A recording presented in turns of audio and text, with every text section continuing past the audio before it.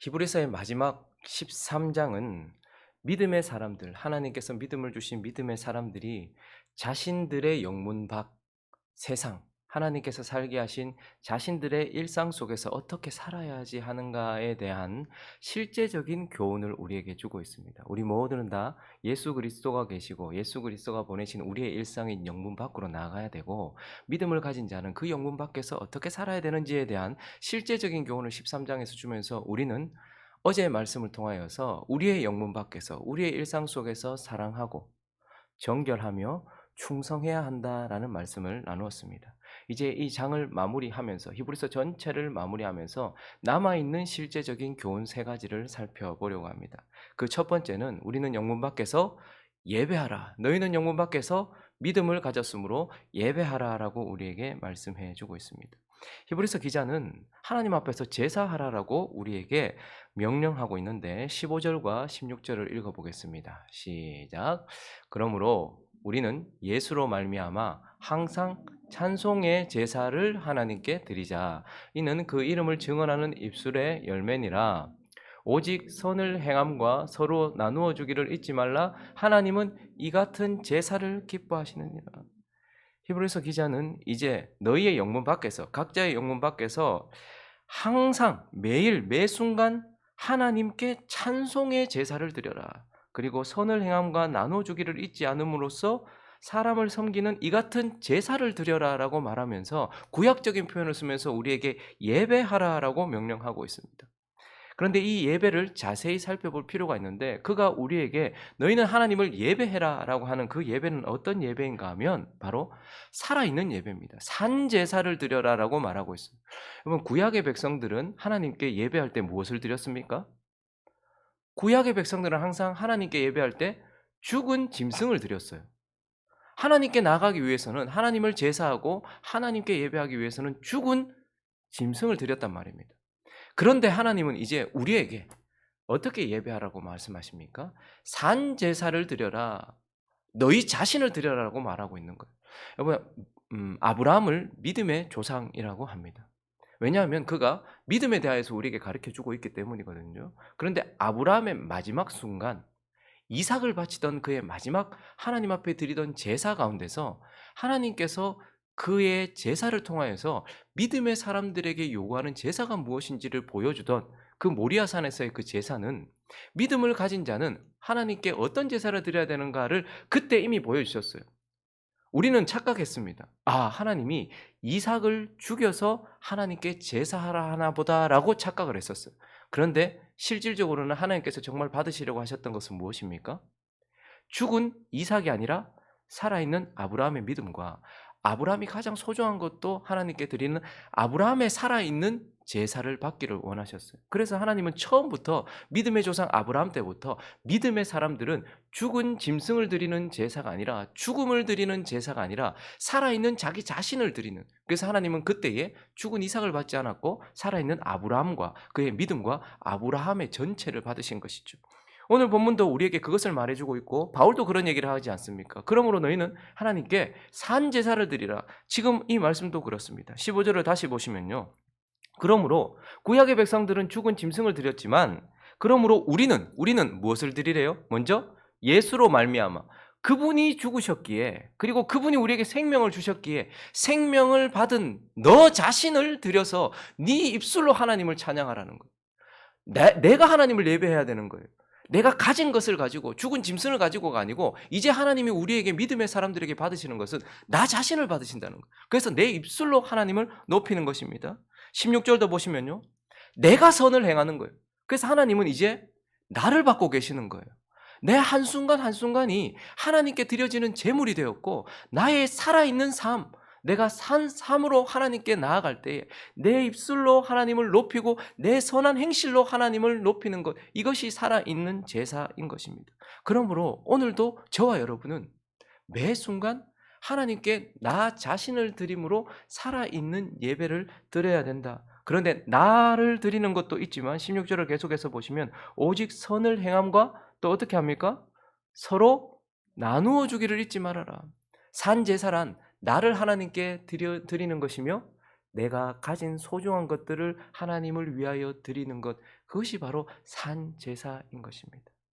그래서 히브리서 기자는 네가 믿음을 가졌기 때문에 믿음의 사람으로서 하나님이 기뻐하시는 너 자신, 너 자신과 네가 가진 것으로 하나님을 예배하는 산 제사를 드리라. 그리고 또 한 가지 요소를 잊지 말아야 되는데, 그가 지금 우리에게 요구하고 있는 하나님을 향한 제사, 하나님을 향한 예배는 치우치지 아니한 예배예요. 균형이 있는 예배란 말입니다. 15절을 다시 보시면요, 먼저 제사하라, 하나님을 예배하라라고 말하면서 예수로 말미암아 누구께 찬송을 드립니까? 하나님께. 그래서 우리는 하나님을 향하여서 예배하는, 하나님을 향한 예배를 드려야 돼요. 그런데 16절은요, 동시에 또 뭐라고 말합니까? 선을 행하는데 누구한테 선을 행하는 거예요?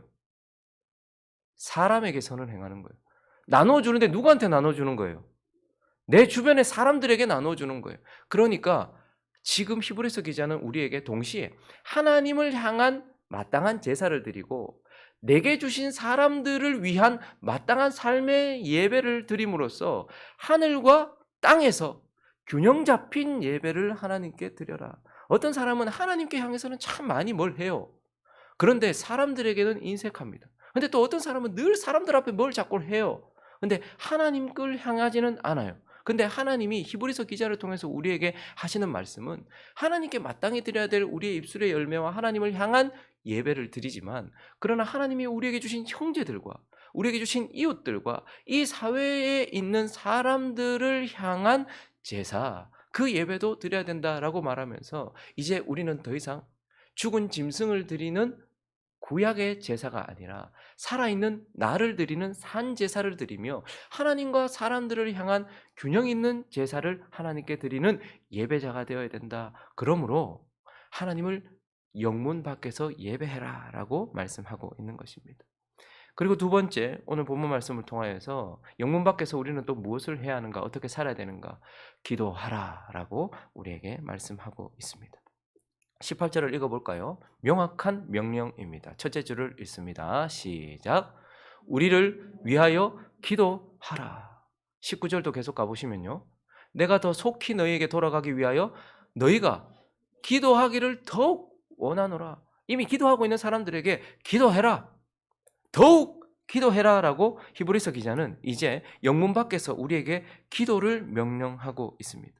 그런데 오늘 본문 말씀은 위에 계신 하나님 앞에서 우리가 예배해야 될 것에 말하면서 무엇을 기도하라라고 말하고 있는가 하면, 계속해서 한번 보시면 20절과 21절을 보면요, 처음에 우리를 위하여 기도하라. 18절에 기도하라, 그냥 단순히 기도하라가 아니었고 우리를 위하여 기도하라고. 지금 히브리서 기자와 그리고 히브리서 기자와 함께 있는 그들에게 말씀을 전해 주었던 자들, 그들을 말씀으로 양육하고 있는 자들, 그들을 위해서 기도하라라고 말하고 있고, 또 그들이요, 20절에 보면 히브리서 기자가 이제 양들의 큰 목자이신 우리 주 예수를 영원한 언약의 피로 죽은 자 가운데서 이끌어내신 평강의 하나님이 지금 기도를 시작하는 거예요. 모든 선한 일에 너희를 온전하게 하사 자기 뜻을 행하게 하시고 그 앞에 즐거운 것을 예수 그리스도로 말미암아 우리 가운데서 이루시기를 원하노라. 영광이 그에게 세세무궁토록 있을지어다. 아멘. 지금 히브리서 기자는 우리를 위해서 기도하라라고 말하고 있어요. 우리가 누구죠? 히브리서 기자와 그 옆에는 아마 디모데와 다른 어떤 사람들일 겁니다. 그런데 그들은 하나님의 종이에요. 복음을 섬기고 말씀을 섬기던 종이에요. 그래서 히브리서 기자의 수신자들에게 말씀을 전해주던 자이기도 하고, 이 수신자들을 섬기고 있는, 그들을 위하여 기도도 하고 그들을 말씀으로 양육하기도 하는, 자신들을 위하여 세워진 주의 종들을 위해서 기도하라라고 말씀하고 있는 것입니다. 말씀으로 하나님을 섬기고 그들을 섬겨주고, 그리고 그들을 위하여 지금도 끊임없이 기도해주고 있는 하나님은, 위에 계신 하나님이 우리를 직접 돌보십니다. 근데 하나님은 또 어떻게 하십니까? 교회에 목회자들과 주의 종들을 두셔서 그들이 뛰어나서가 아니라, 그들이 나아서가 아니라, 하나님은 더 자신의 양들, 자신의 자녀들을 더 아름답게 양육하고 잘 자라게 하시려고 가정의 부모를 두시듯이 어떻게 하는 거예요? 지도자를 두시는 거예요. 주의 종들을 두시는 거예요. 그래서 그들은 끊임없이 말씀으로 먹이고 양육하고, 또요, 그들을 위하여 기도하기를 쉬지 않음으로써 그들을 돌보라고 세우신 자들이 있단 말입니다. 그런데 우리는 보통 목사가 우리를 위해서 기도해야지 우리가 목사를 위해서 기도하나? 자식이 부모가 자식을 위하는 것이지 자식이 부모를 위하나? 그런데 지금 히브리서 기자는 뭘 요청해? 우리를 위해서 기도하라는 거예요. 세워진 자들도 연약한 자들이다. 그러니 우리를 위해서 기도해라.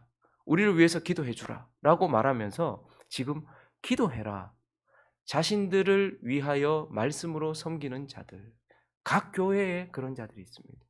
그리고 자신들을 위하여 책임감을 가지고서 성도들의 이름을 놓고서 끊임없이 기도하는 주의 종들, 그러니까 주의 그 백성들의 편에서 봤을 때는 우리를 위해 주는 그 하나님이 세우신 자를 위하여서 기도하라라고 말씀합니다.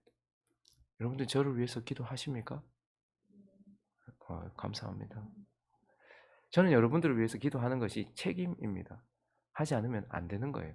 그러니까 사랑하니까 또 해야 되겠지만 하지 않으면 직무유기입니다. 나중에 하나님 앞에 책망을 받겠죠.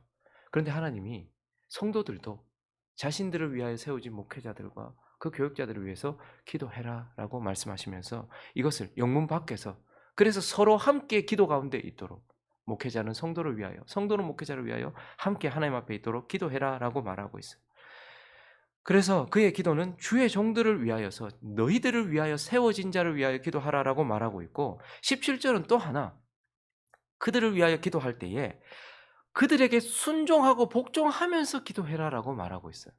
자, 읽어볼까요? 시작. 너희를 인도하는 자들에게 순종하고 복종하라. 그들은 너희 영혼을 위하여 경성하기를 자신들이 청산할 자인 것 같이 하느니라. 그들로 하여금 즐거움으로 이것을 하게 하고 근심으로 하게 하지 말라. 그렇지 않으면 너희에게 유익이 없느니라. 우리를 위하여 기도하라라는 명령 앞에 먼저 너희를 인도하는 자들에게 순종하고 복종해라. 위아래를 말하는 것이 아니라 너희를 사랑하고 너희를 위하여서 하나님의 말씀으로 가르치는 자들을 위하여서 그들이 기쁨으로 섬길 수 있도록 순종하고 복종해라. 그런 사람에게 순종하는 것이 아니라 하나님께 복종하라는 말이죠. 기도하되 어떻게 하라는 거예요? 순종하고 복종하면서 함께 섬겨라 라고 말씀을 하고 있는 것입니다. 그래서 이제 영문 밖에서 너희는 너희를 인도하며 너희를 위하여 말씀으로 너희를 위하여 기도하는 자를 위하여 순종하고 복종하면서 그들을 위하여 함께 기도해라 라고 말씀하고 있는 것입니다. 그리고 오늘 이 본문을 통하여 마지막 영문 밖에서 우리가 어떻게 해야 하는가? 너희는 문안하라 라고 말씀하고 있습니다. 24절을 우리 같이 한번 읽어볼까요? 24절 있습니다. 시작. 너희를 인도하는 자들과 및 모든 성도들에게 문안하라. 이달리아에서 온 자들도 너희에게 문안하느니라. 문안을 명령하고 있어요. 그런데 이제 편지 마치니까 안부 전하나 보다. 우리 시대에 우리가 생각하고 있는 이 문화의 관념 속에서 문안을 해석하면 안 됩니다. 이 당시 초대교회가 하나님께 예배할 때에 초대교회가 하나님께 예배할 때에 가정에 몇몇 성도들이 모이죠. 그러면 말씀을 강론합니다. 주어진 편지라든지 아니면 알게 된 그 말씀을 가지고 말씀을 강론해요. 말씀이 끝나고 나면 성찬식으로 이어지고요. 애찬식으로 이어지는 거예요. 근데 그 말씀 강론과 성찬과 애찬의 중간에 뭐가 있냐면 거룩한 입맞춤으로 성도들끼리 서로 문안을 해요. 근데 이건 예배의 한 요소입니다. 예배 가운데 우리가 하나님께 찬양도 해야 되고 기도도 해야 되고 예물도 드리고 말씀도 듣고 이런 예배의 요소, 중요한 요소들이 있죠. 그런 것처럼 초대교회 안에는 서로 거룩한 입맞춤으로 문안하는 것이 하나님 앞에 드리는 예배의 한 요소였고 매우 중요한 것이었습니다. 그래서 이것은 거룩한 입맞춤으로 성도들이 서로 입맞출 때 이것은 너와 내가 하나다라는 일치성을 너와 내가 하나다라는 그 일치됨을 인식하게 하면서 그 순간부터 이제 성찬과 애찬으로 이어지면서 뭐 하는 거예요? 성도들의 실질적인 교제가 이어지는 겁니다. 지금처럼 사실 아무것도 잘 모르는데 자, 옆 사람과 인사하겠습니다. 막 사람들 많이 모여있는 그곳에 옆 사람과 인사, 잘 오셨습니다. 이런 거 아니고 거룩한 입맞춤으로 진짜 그 사람의 숟가락 하나도 이 집에 숟가락이 몇 개 있는지 지금 뭐 때문에 아파하는지 그때부터 성찬과 애찬으로 이어지면서 어떻게 하는 거예요? 실질적인 교제를 하는 거예요. 그러니 문안하라는 것은 성도 간에 뭐 하라는 거예요? 교제하라. 실질적인 교제를 하라라고 말씀을 하고 있는 것입니다. 그래서 이것이 얼마나 중요한지 바울 서신의 모든 서신에 다 이런 명령으로 마치고 있는데, 대표적인 고린도전서 16장을 가보시면 19절부터 21절 한번 볼까요? 이 단순히 야 안부 좀 전해도 이게 아니란 말입니다. 읽어보겠습니다. 19절부터 21절까지 시작. 아시아의 교회들이 너희에게 문안하고 아굴라와 브리스가와 그 집에 있는 교회가 주 안에서 너희에게 간절히 문안하고 모든 형제도 너희에게 문안하니 너희는 거룩한 입맞춤으로 서로 문안하라. 나 바울은 친필로 너희에게 문안하는, 이건 예배입니다. 멀리 떨어져 있으니 그 당시를 한번 생각해 보십시오. 한 영을 받고 한 믿음을 받고 한 아버지를 모시고 살면서 그 핍박 가운데서 언제 죽을지 모르는 시대를 살고 있는 그들이 멀리 떨어져 있는 그때에 편지로 서로 문안한다는 것은 서로의 삶을 나누고 서로 이렇게 교제하는 것이죠. 근데 그걸 명령하고 있어요. 우리가 너에게 문안한다. 너희가 우리에게 문안한 것처럼. 그리고 너희 서로 문안하라 라고 말하면서 서로 어떻게 하는 거예요? 실질적인 깊은 교제를 나누라라고 말씀을 하고 있는 것입니다. 성도들의 삶을 나누고 내가 받은 말씀을 나누고 서로의 아픔을 나누고 서로의 기쁨도 나누면서 그렇게 서로 교제하라는 것. 그래서 실질적으로 이 히브리서 기자도요, 지금은 떨어져 있으니 편지로 문안하지만 그가 진짜 원하는 것은 무엇입니까? 19절을 한번 볼까요? 내가 더 속히 기도해 달라고 말하는 이유도 우리를 위해서 기도해도, 근데 왜 기도해 달라고 말합니까? 더 속히 너희에게 돌아가서 지금 뭐 하고 싶은 거예요? 함께 한 자리에서 서로 교제하기를 원하는 거예요. 성도의 교제를 위해서 기도해 달라고 지금 말하고 있는 겁니다. 거기다가요 23절을 보시면요, 우리는 디모데가 언제 어디에 갇혔는지 확실히 몰라요. 그런데 디모데가 옥에 갇혔어요. 복음을 전하다 갇혔겠죠. 우리 형제 디모데가 놓인 것을, 그래서 놓인 거예요. 아마 많은 고난과 박해를 받았을 거예요. 몸이 성하지 않았을지도 모르겠어요. 근데 그들이 또 이 히브리서를 수신하는 그들에게로 가고, 그래서 그가 속히 오면 내가 그와 함께 가서 너희를 어떻게 하리라? 보리라. 기도해달라는 이유도, 그리고 그가 지금 간절히 원하는 것도 편지로 지금 문안하면서 너희와 함께 만나서 교제하기를 원하고 서로 나누기를 원한다라는 것을 보면서 초대교회의 가장 중요한 것 중에 하나는 바로 성도들 간의 교제인 것입니다. 하나님은 우리에게 이것을 말하고 있어요. 그래서 여러분, 교회를 지탱하는 것, 교회의 성도들을 지탱해 주는 것, 그것은 딱 두 가지 요소입니다. 하나님이 이 지구라는 땅에 우리가 발붙이고 있을 수 있도록 중력을 통해서 일하시잖아요. 우리는 중력이 없으면 지구라는 공간에서 떨어져 나가버릴 거예요. 그런데 그와 마찬가지로 이 교회라는 곳을 세우시고 교회라는 곳에 성도들을 붙여놓고 지탱하게 하는 것은 딱 두 가지이고 두 가지여야 합니다. 교회의 성도를 지탱하는 것, 거기에 머물게 하는 것, 첫 번째는 하나님의 말씀이어야 돼요. 그 성도가 왜 그 교회에 있는가? 하나님의 말씀이 거기 있기 때문이에요. 그래서 말씀이 성도들을 그 교회에 지탱하고 있는 겁니다. 그러나 또 한 가지, 무엇이죠? 성도들의 사랑인 것. 그 교회 성도들의 실질적인 사랑이 있어서, 그래서 교회는요, 하나님의 말씀과 성도의 교제를 통한 사랑이 그 교회 성도들을 거기에 붙여놓는 거예요. 그런데 지금 한국교회는 이 두 가지 모두를 잃어가고 있습니다.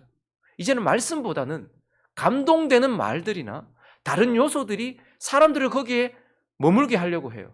거기다가 실질적인 교제가 없으니까 어떻게 합니까? 프로그램으로 채우고 감동적인 공연 같은 걸로 채우고 딴 걸로 채우고, 그래서 사람들이 마치 좋은 카페 생겼다고 하면 이곳저곳 찾아다니듯이 그냥 그렇게 여기도 가보고 저기도 가보는 거예요. 그런데 진정한 하나님께서 세우신 교회는 성도들을 거기에 부르신 하나님께서 그 교회의 성도들을 거기에 머물게 하는 것 딱 두 가지입니다. 하나님의 말씀이 그들을 붙잡아야 돼요. 말씀이 없으면 안 돼요. 그래서 그 교회에 말씀이 그들을 붙잡아야 돼요. 말씀과 성도가 클릭되어 있어야 된단 말이에요. 그리고 또 하나는요, 성도들의 나눔, 교제. 그래서 그 교회가 진짜 좋은 교회다. 그곳은 살아있는 말씀이 역사하는 교회예요. 그리고요, 성도들의 사랑이 역사하는 교회여야 하고. 그래서 지금 위에 계신 하나님께 예배하고 세워준 사람들을 위하여 기도하고, 그리고 옆에 있는 성도들과 어떻게 해요? 교제해라. 이것이 믿음을 가진 자가 하나님께서 주신 일상 속에서 우리가 살아가야 될 실질적인 교훈이고 삶의 태도다라고 말씀하고 있습니다. 말씀을 정리하겠습니다. 히브리서가 이렇게 끝이 납니다. 유대교에서 기독교로 개종해서 복음 안에서 예수를 통해서 하나님을 섬기는 게 무엇인지 잘 몰라 흔들리고 있던 그들, 그리고 유대교에서 기독교로 개종하는 바람에 심한 박해를 받았고 동족에게도 박해를 받아서 돌아가 버릴까 흔들리고 있던 그들을 잡아주기 위하여 기록된 이 히브리서의 마지막을 25절에서는 흔들리고 있던 그들을 잡아주기 위하여 기록된 이 마지막이 너희는 이것이 필요하다라고 이걸 붙잡아라라고 말해요. 읽어볼까요? 시작. 은혜가 너희 모든 사람에게 있을지어다. 그래서 그들에게 마지막으로 은혜를 받아라 라고 말씀하고 있죠. 흔들리는 우리가, 연약한 우리가, 잘 모르는 우리가 하나님 앞에서 믿음으로 살아가기 위해서 은혜를 빌어주고 있고 은혜를 받아야 된다라고 말해요. 그러나 오늘 22절 은혜를 받으라라고 말하기 전 먼저 히브리서 기자는 다시 한번 이렇게 말하고 있습니다. 읽어볼까요? 시작. 형제들아 내가 너희를 권하노니 용납하라. 내가 간단히 너희에게 써느니라. 은혜를 받아야지 우리가 믿음으로 살 수 있어요. 그런데 흔들리는 너희가 내가 너희에게 간단히, 그러니까 나는 너희가 알아들을 수 있도록 썼다. 이 권면의 말을 또 받으라. 은혜를 받기 전 먼저 이 말씀, 히브리서 말씀, 이 말씀을 받으라. 여기 권면의 말이라는 것은 아데케스테라는 단어인데 이 권면의 말을 받으라라는 것은 견디다, 참고 받아들이다 이런 뜻입니다. 그러니 믿음으로 살기 위해서는 은혜를 받아야 되지만 은혜를 받기 전 이미 너희에게 준 예수 그리스도에 대한 교훈, 멜기세덱의 반차를 따른다라고 하는 이런 예수 그리스도에 대한 교훈, 그리고 믿음에 대한 교훈, 그리고 너희 정체성에 대한 교훈, 이것이 어려운 부분도 있고 힘든 부분도 있지만 너희가 참고 이것을 계속 읽으며 그리고 견디며 이것을 수납하여서 이 말씀을 받고 그리고 은혜를 받아 믿음의 사람으로 영문 밖에서 함께 치열하게 싸우면서 살아가자라고 말씀하고 있습니다. 여러분 히브리서 13장까지 그렇게 길지 않잖아요. 다시 한번 히브리서를 쭉 읽어보시고 그것을 마음에 받고 그리고 주여 은혜를 주옵소서, 은혜를 받고서 우리도 히브리서 기자가 그렇게 원했던 것처럼 하나님이 히브리서 기자를 통해서 이 히브리서를 주면서 그렇게 원했던 것처럼 우리의 대제사장이신 예수 그리스도를 믿음으로 붙잡고 믿음의 경주자라는 하나님의 아들이라는 하나님의 나라의 백성이라는 정체성을 가지고 실질적으로 하나님이 기뻐하시는 삶을 살아감으로 예배하고 사랑하고 하나님을 높이는 저와 여러분 되시기를 예수 그리스도 이름으로 축원합니다.